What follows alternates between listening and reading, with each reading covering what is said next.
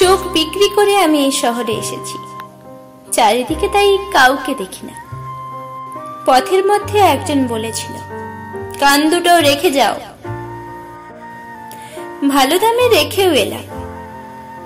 এখন আমি ভালো মন্দ কিচ্ছু শুনি না, তবে মাঝে মাঝে খুব খারাপ লাগে এই শহরে। একজনকে জিজ্ঞেস করলাম, এই খারাপ লাগার কারণ কি? বললেন, বোকা মানুষ, সব বিক্রি করেছ, বিবেকটা বিক্রি না করলে তো এমনই হবে। তারপর থেকে এই শহরে আমি একজন ভালো ক্রেতা খুঁজে বেড়াচ্ছি। কয়েকজনকে পেয়ে বললাম, একটা বিবেক ছিল, খুব কম দামে বেচতে চাই, নেবেন ভাই? বললেন,